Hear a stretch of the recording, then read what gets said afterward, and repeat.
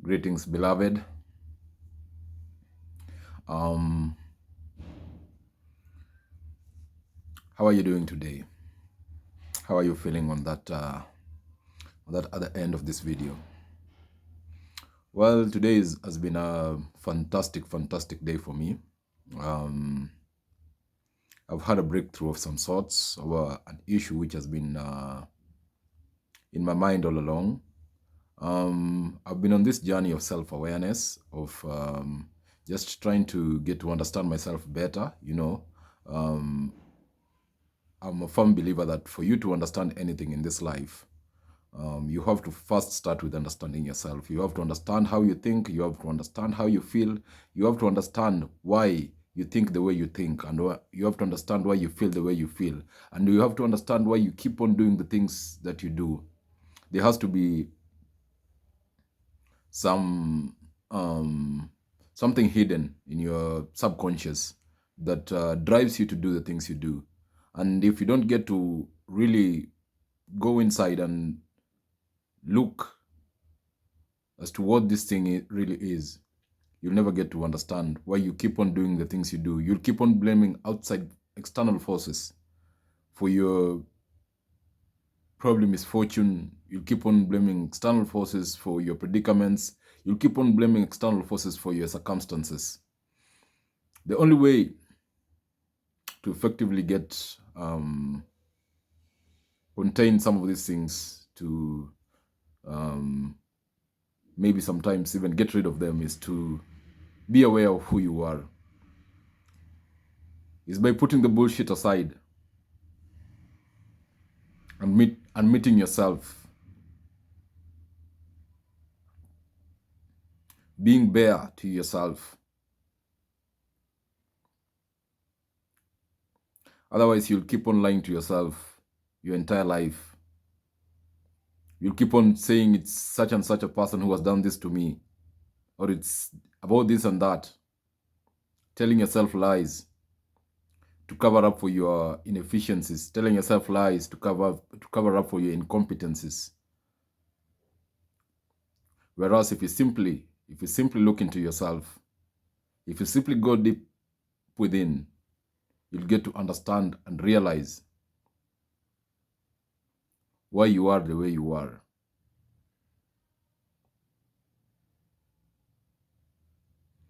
So it's I feel good to have at least gotten to that end of the spectrum. I've gotten a breakthrough. I've had a really honest meeting with myself, a very candid meeting. I've had to really look deep inside to really get to understand myself.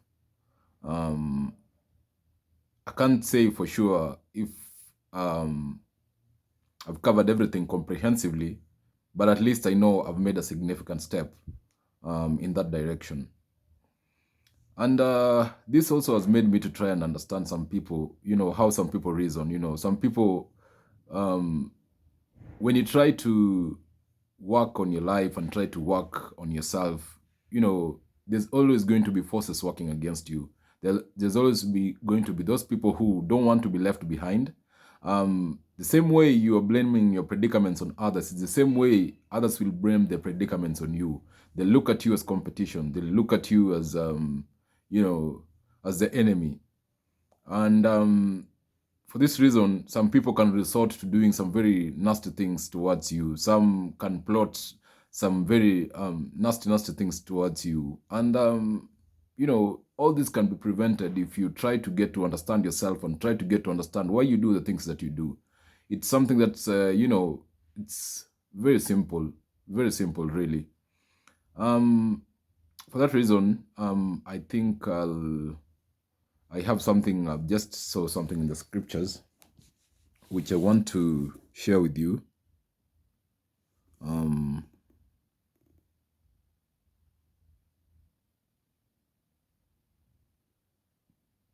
It's from the book of Habakkuk chapter 2, where the Lord's answer to Habakkuk: I will climb my watchtower and wait to see what the Lord will tell me to say, and what answer he will give to my complaint. The Lord gave me this answer. Write down clearly on clay tablets what I revealed to you, so that it can be read at a glance. Put it in writing, because it's not yet time for it to come true. But the time is coming quickly, and what I show you will come true.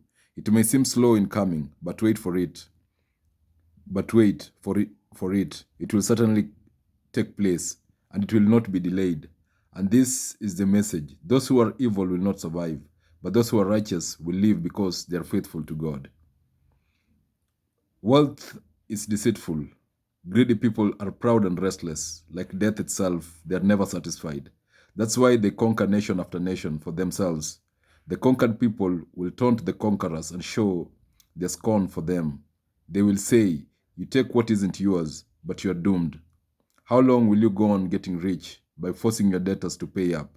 But before you know it, you that have conquered others will be in debt yourselves and will be forced to pay interests. Enemies will come and make you tremble. They will plunder you. You have plundered the people of many nations, but now those who have survived will plunder you because of the murders you have committed and because of your violence against the people of the world and its cities. You are doomed. You have made your family rich with what you took by violence and have tried to make your own home safe from harm and danger. But your schemes have brought shame on your family. By destroying many nations, you have only brought ruin on yourself. Even the stones of the walls cry out against you, and the rafters echo the cry. You are doomed. You founded a city on crime and built it up by murder.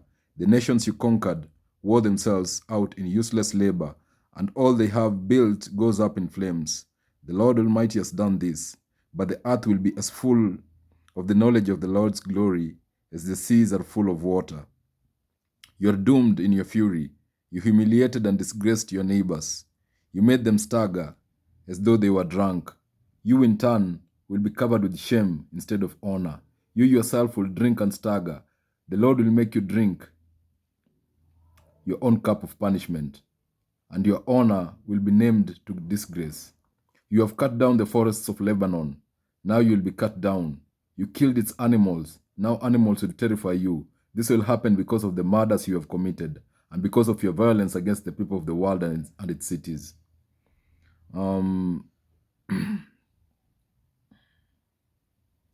What's the use of an idol? It's only something that human being has made, and it tells you nothing but lies. What good does it do for its maker to trust it? A God that can't even talk. You're doomed. You say to a piece of wood, "Wake up," or to a block and stone, "Get up." Can an idol reveal anything to you? It may be covered with silver and gold, but there is no life in it. The Lord is in his holy temple. Let everyone on earth be silent in his presence. And so, this is just a word out there for people to watch out for themselves. Watch what you do to others, because